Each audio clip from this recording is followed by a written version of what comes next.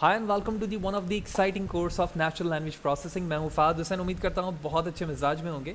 इस सेशन के अंदर हम बैग ऑफ वर्ड को जानेंगे कि बैग ऑफ वर्ड क्या है, नेचुरल लैंग्वेज प्रोसेसिंग में इस्तेमाल होने वाली ये क्या चीज़ है। ना सिर्फ थ्योरेटिकली समझेंगे बल्कि साथ ही साथ हम प्रैक्टिकली भी इसे इंप्लीमेंट करके देखेंगे ताकि बात हमें और भी बेहतर तरीके से समझ में आए।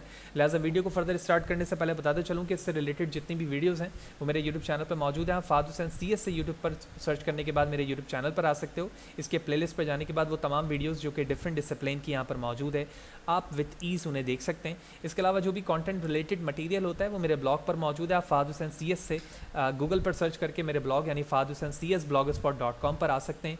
टॉप नेविगेशन बार पे ही आपको यहाँ पर मिल जाएगा NLP विद डीप NLP। इस पर आप क्लिक करके वो तमाम कोड जो यहाँ पर मौजूद है क्लिक करके आप इसे डाउनलोड कर सकते हैं। लिहाजा अगर मेरे यूट्यूब चैनल पर आप नए हैं और चैनल को सब्सक्राइब नहीं किया तो चैनल को सब्सक्राइब करें ताकि अपकमिंग वीडियोस के हवाले से आपको बर वक्त जानकारी मिले। वीडियो को लाइक करके ज़्यादा से ज़्यादा लोगों को शेयर करें। तो सबसे पहले हम ये समझते हैं कि एक्चुअली बैग ऑफ वर्ड क्या है। तो एज अ नेम सजेस्ट कि जिस लैंग्वेज पर भी आप प्रोसेसिंग पर काम कर रहे हैं, either in English, French, Urdu, Hindi, what तो इसमें बैग ऑफ वर्ड का कॉन्सेप्ट ये है कि उसमें इस्तेमाल होने वाले जितने भी वर्ड्स हैं उस लैंग्वेज में उनका कलेक्शन आपके पास एक जगह पर जमा है। उस चीज़ को बैग से रिप्रेजेंट किया जा रहा है। जबकि डेफिनेशन क्या कहती है, the bag of word model is the simplifying representation use in natural language processing and information retrieval. ये एक रिप्रेजेंटेशन है सिंप्लीफाइंग जो कि नेचुरल लैंग्वेज प्रोसेसिंग में भी इस्तेमाल होती है और साथ ही साथ इंफॉर्मेशन रिट्रीवल में भी इस्तेमाल होती है। ये एक सेपरेट कोर्स है जो कि IR के तौर पे यहाँ पे रिप्रेजेंट कर रहा है। यानी इसमें हो क्या रहा है कि जो जितने भी सेंटेंसेस हैं आपके डॉक्यूमेंट्स में या जिस स्ट्रिंग के तौर पे आप उसको इस्तेमाल कर रहे हो वो एक बैग की यानी मल्टी सेट की सूरत इख्तियार करेगा। इवन उसमें ग्रामर मौजूद हो या कॉमा मौजूद हो या अदर वर्ड्स उसके अंदर मौजूद हो, वो तमाम चीज़ों का कलेक्शन आपके पास मौजूद होगा और आप बैग ऑफ वर्ड के ज़रिए से उन तमाम कलेक्शन को रीड कर पाएंगे, उनका काउंट मालूम कर पाएंगे।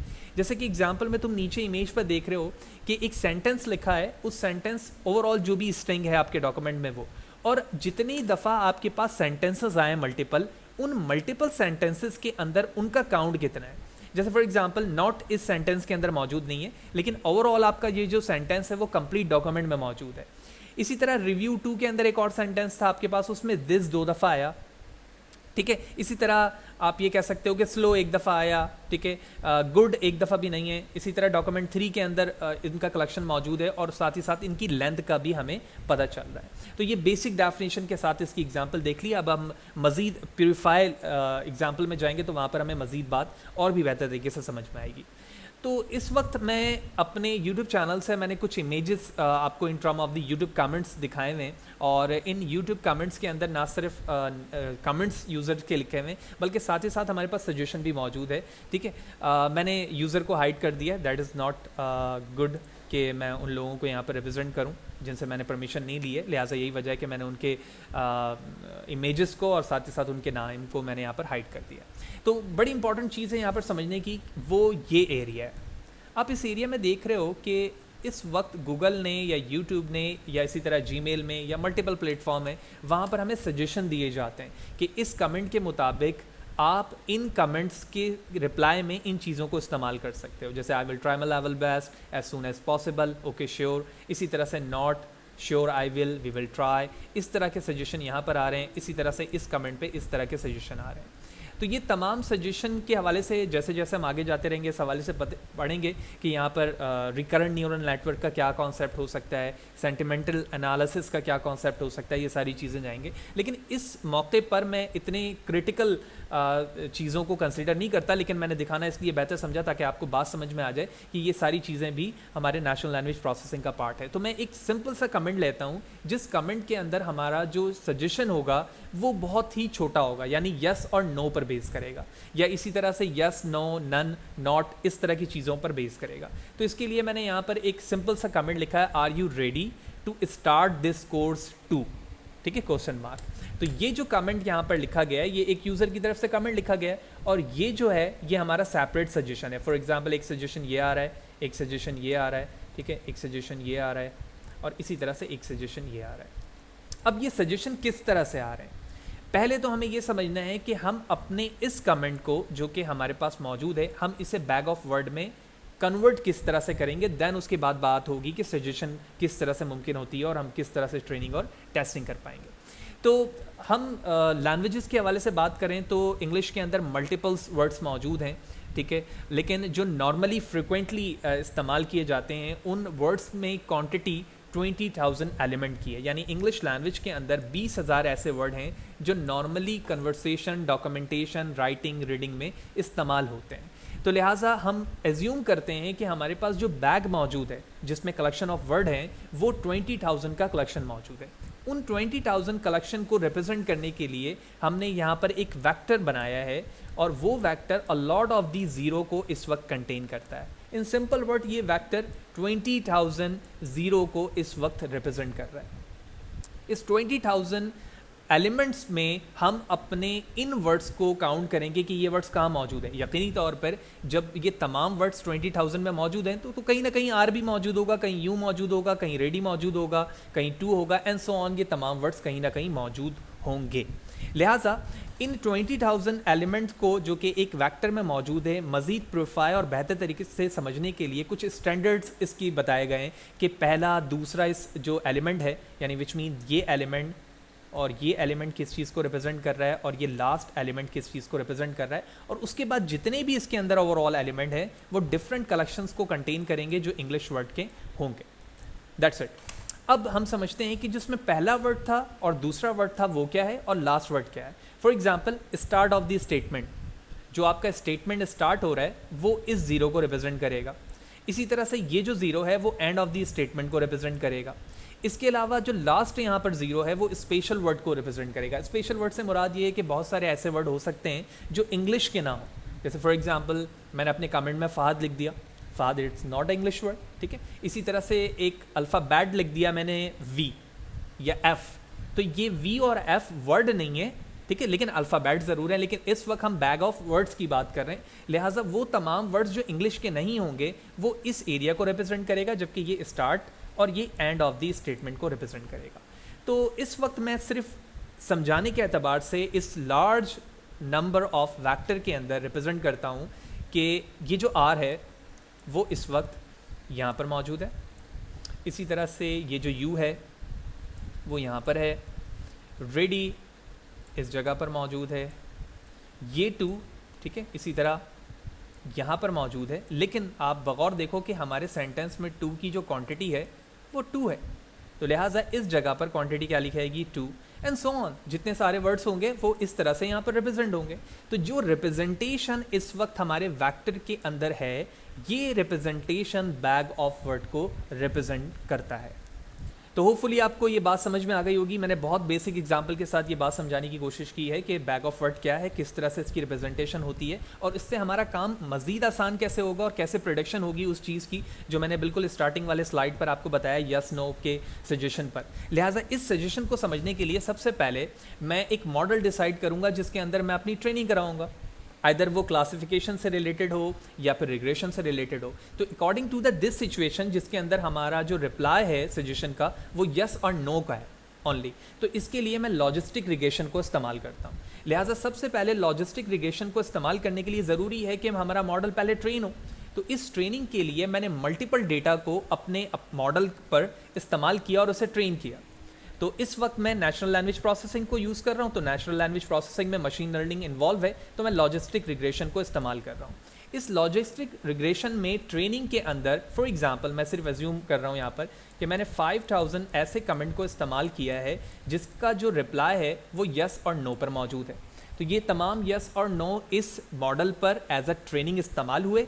ट्रेनिंग इस्तेमाल होने के बाद मैंने बिल्कुल उसी कमेंट को जो मैंने यहाँ पर इस्तेमाल किया दिस वन, इस पर अप्लाई किया, और इस पर अप्लाई होने के बाद जो मेरा लेटेस्ट रिप्लाई होना चाहिए यानी राइट रिप्लाई होना चाहिए वो यस है। तो मेरा मॉडल क्या प्रेडिक्ट करेगा, एट लास्ट यस प्रेडिक्ट करेगा विथ राइट एक्यूरेसी। ठीक है, ये नेचुरल लैंग्वेज प्रोसेसिंग के जरिए से होगी कि सजेशन में यस किस तरह से आना चाहिए, यानी यस के कितने चांसेस हैं और नो के कितने चांसेस हैं। इसी तरह से अगर मैं अपने इसी मॉडल बैग ऑफ वर्ड को डीप एनएलपी यानी डीप नेचुरल लैंग्वेज प्रोसेसिंग पे इस्तेमाल करूं तो लॉजिस्टिक रिग्रेशन हमारा कन्वर्ट हो जाएगा न्यूरल नेटवर्क पे। इस न्यूरल नेटवर्क के अंदर हमारे पास इनपुट लेयर है, हिडन लेयर है, ठीक है, हिडन लेयर मल्टीपल हो सकते हैं, ये डिपेंड करता है आपका डेटा सेट किस तरह का है, और उसके बाद हमारे पास आउटपुट लेयर है। इस इनपुट लेयर के अंदर जितने भी आपके ट्रेनिंग डेटा हैं in term of the vector आप यहाँ पर उन्हें फीड करवाएंगे, फीडिंग के ज़रिए से इनकी कंप्लीट ट्रेनिंग होगी, ट्रेनिंग करने के बाद इनकी प्रोडक्शन होगी, फिर बैक प्रोपिगेशन, वो तमाम कॉन्सेप्ट जो हम ऑलरेडी मशीन लर्निंग या डीप लर्निंग के अंदर पढ़ चुके हैं, स्टोकेस्टिक ग्रेडियंट डिसेंट, वो तमाम चीज़ों का इस्तेमाल होगा और ये तमाम इस्तेमालात होने के बाद ये ट्रेन हो जाएगा।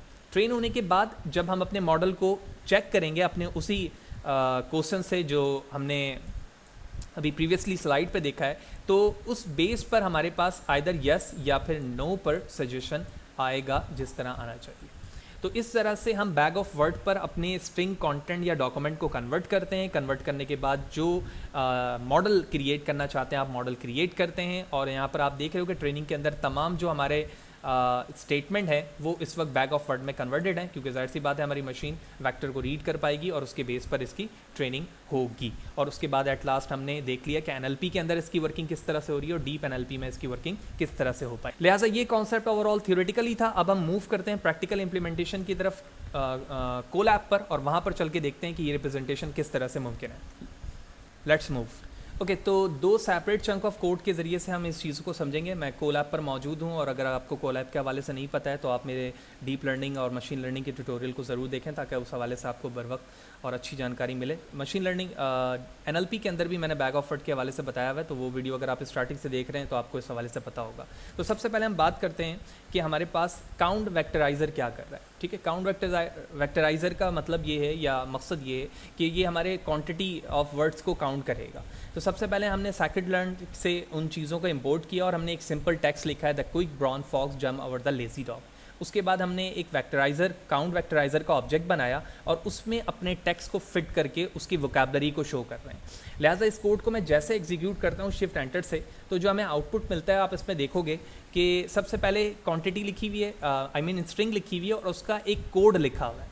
ठीक है, कोड से मुराद ये है कि उसको एक यूनिक आइडेंटिटी दी गई है कि दी का जो कोड है वो 6 है, 7 है, क्विक का 6 है, ब्राउन का 0 है, फॉक्स का 2 है, एंड सो ऑन। इस तरह से स्ट्रिंग को काउंट किया गया और साथ ही साथ उसको एक आईडी दी गई।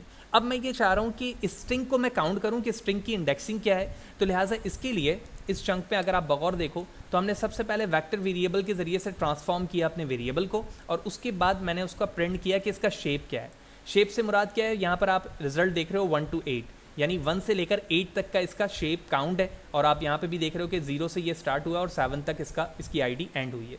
उसके बाद यहाँ पर हम चेक करवा रहे हैं कि टाइप क्या है इसकी। तो टाइप देखने के लिए इस वेक्टर के टाइप देखो तो ये CSRs मैट्रिक्स है, स्पेसी में से क्लास बेस स्पेसी है, और उसकी टाइप हमें पता चल रही है।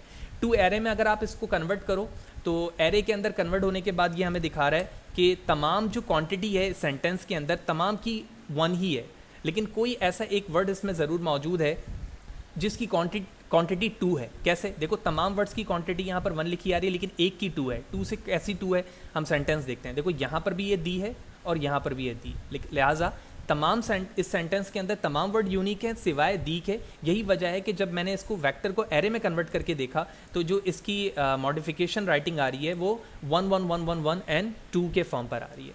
तो इस तरह फर्स्ट चंक में देखा कि काउंट वेक्टराइज़र क्या है, किस तरह से सेंटेंस को काउंट करके हम उसको यूनिक आइडेंटिटी पे शो करवा सकते हैं, और उसके बाद हम उसके शेप वेक्टर और एरे में कन्वर्ट करने के बाद उसे कैसे देख सकते हैं। दूसरी एग्जांपल में मैंने कुछ मेथड्स खुद क्रिएट किए हैं, और ख़ुद क्रिएट करने के बाद सेंटेंस में डिफरेंट चंक मैंने सेंटेंसेस के बनाए हैं, और उन सेंटेंसेस को चंक पर बनाने के बाद हम नीचे किस फॉर्म पर देख रहे हैं उसे बैग ऑफ वर्ड के रिप्रेजेंटेशन पे देख रहे हैं। लिहाजा इसके लिए सबसे पहले अगर आप यहाँ पर देखो तो मैंने रेगुलर एक्सप्रेशन का इस्तेमाल करते हुए अपने सेंटेंस को टोकन में कन्वर्ट करने के लिए एक मेथड बनाया हुआ है। ठीक है, और मेथड बनाने के बाद मैं उन वर्ड्स को सॉर्ट करके रिटर्न कराऊंगा जो इस सेंटेंस में आएंगे।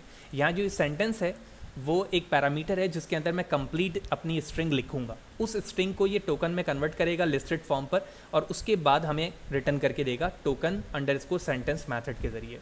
उसके बाद यहाँ पर मैंने रेगुलर एक्सप्रेशन का इस्तेमाल किया, और रेगुलर एक्सप्रेशन इस्तेमाल करते हुए अपने सेंटेंस को स्प्लिट कर रहा हूँ, यानी जो भी डेटा आपके स्ट्रिंग में मौजूद होगा आप उसको ब्रेक करोगे रेगुलर एक्सप्रेशन के ज़रिए से, लोअर केस में कन्वर्ट करोगे ताकि वो क्लीन हो जाए और उसकी रीडिंग जो है आसान हो जाए हमारे मॉडल के लिए या उस मेथड के लिए जो मैं आगे बैग ऑफ वर्ड के नाम से बनाना चाह रहा हूँ, ताकि जो सेंटेंस है वो क्लियरिफाई हो जाए टोकन पे।